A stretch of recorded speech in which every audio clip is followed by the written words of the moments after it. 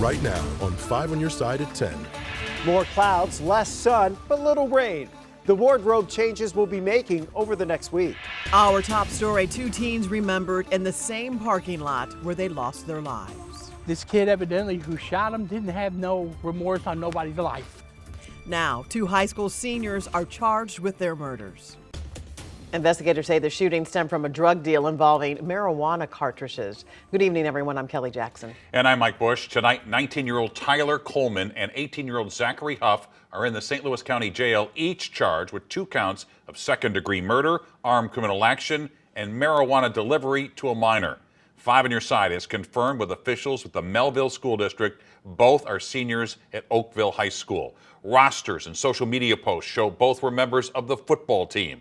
Tonight, both are being held on $500,000 cash-only bond. Just hours ago, family and friends gathered in the parking lot of the Black Forest apartment complex in Oakville where 15-year-old Colin Courtwright and another teen were shot and killed yesterday afternoon. A third teen was also shot and is recovering in the hospital tonight.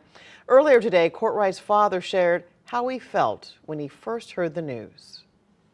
Kind of almost fell to the ground, kept my balance, I couldn't really walk. I couldn't breathe, my mouth got dry. You know, it was something that a parent should never have to go through. Police have not released the name of the other teen killed. And more teen violence tonight. University City Police are searching for the person who shot a 17-year-old near Heman Park overnight. The teen is expected to survive his injuries, but anyone with information on this shooting is asked to call Crime Stoppers. That's 866-371-TIPS. The city of St. Louis is also dealing with youth violence. It's troubling to see our 5 on your side data that shows a dozen juveniles have been shot within city limits in just the first 6 weeks of the year. Last year, 18 young people died from gunshot wounds. Brent Solomon spoke with one teenager who is now changing course after getting involved in criminal activity himself. Well, the 16-year-old that you're about to meet is out of custody now on probation.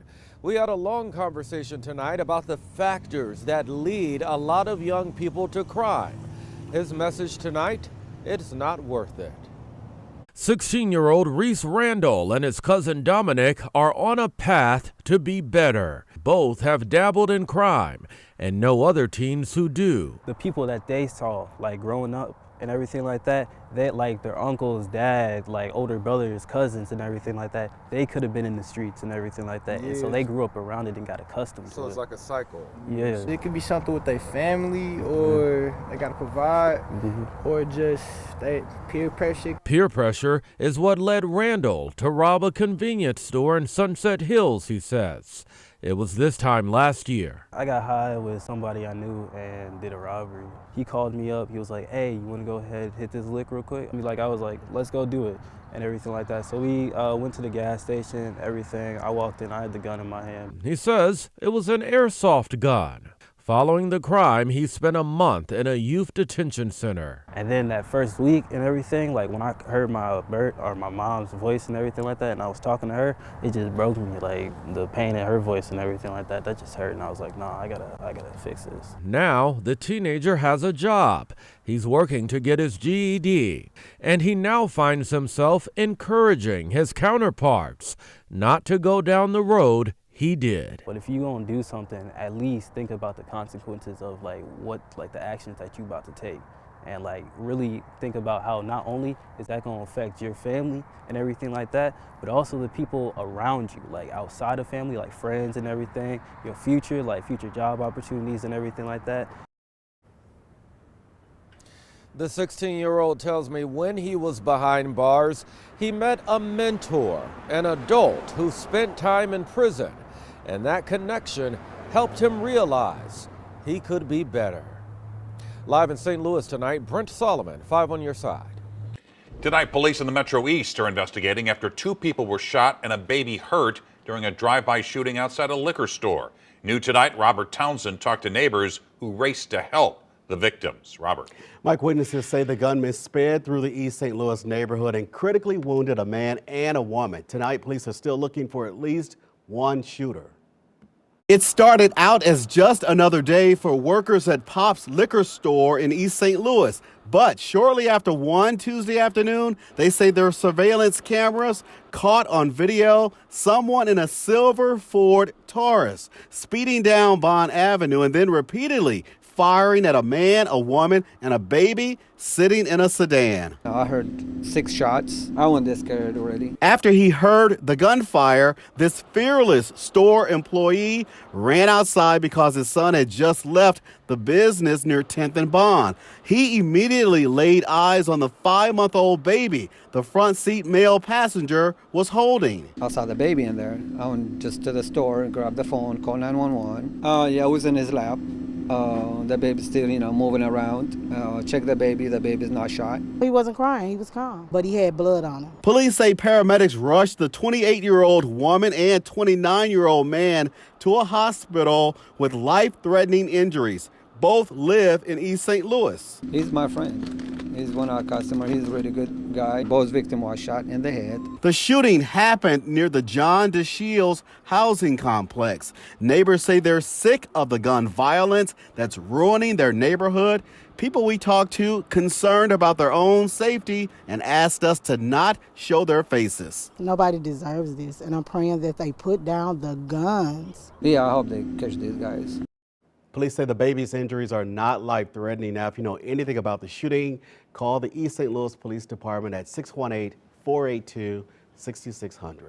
2 big losses tonight for GOP leadership on Capitol Hill. A vote to impeach Homeland Security Secretary Alejandro Mayorkas failed. 4 House Republicans thwarted the effort to oust Mayorkas over his handling of the southern border. The House also voted against the Israel aid package. The standalone $17 billion bill failed to get 2/3 support. Bring them back home now. Protesters interrupted an Israeli diplomat while he was addressing a joint session of the Missouri General Assembly today. The protesters were escorted out. One person was arrested. Both Israeli and Palestinian supporters were outside the state capitol as lawmakers considered a proposed resolution in support of Israel. New tonight, hundreds came out to the pageant to kick off a statewide initiative to restore some legal abortions in Missouri. More than 170,000 signatures are needed to get it on the November ballot. 5 on Your Side's Laura Barczewski is live in New City, where she talked with people on both sides of this issue. Laura.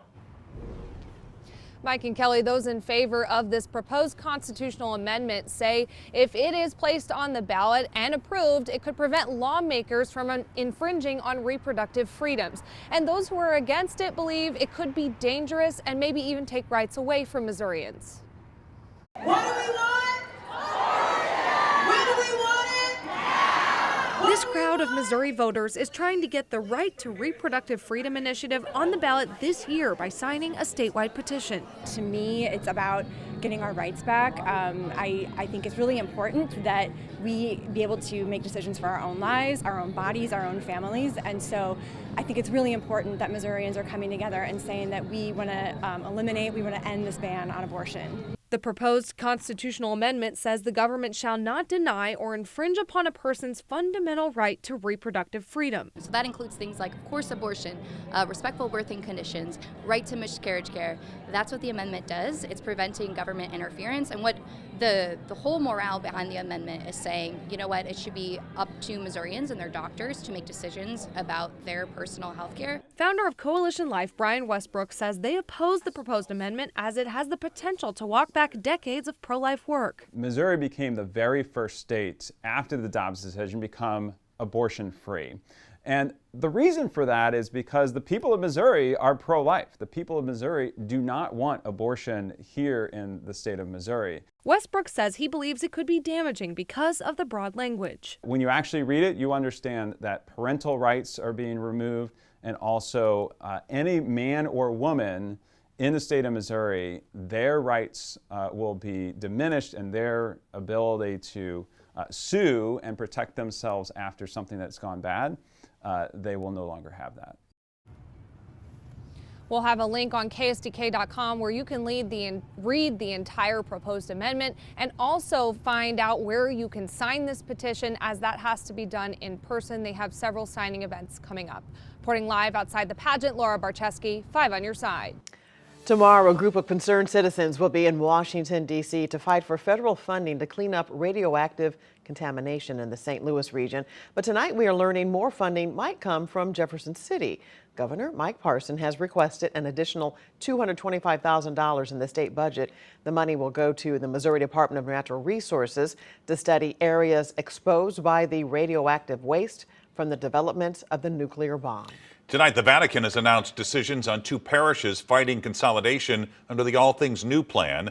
The Vatican upheld St. Louis Archbishop Mitchell Rosinski's decree to consolidate St. Philip Parish and St. Genevieve Parish, but it did not uphold the Archdiocese's decree to close St. Richard Parish in Creve Coeur, citing the parish's financial and demographic stability. More than a dozen parishes still await a decision. And a big change is coming to a St. Louis Catholic high school. The Archdiocese of St. Louis has granted permission to De Smet Jesuit to add a middle school curriculum for 6th, 7th, and 8th grades. The move comes amid Catholic school closures and mergers under that All Things New plan.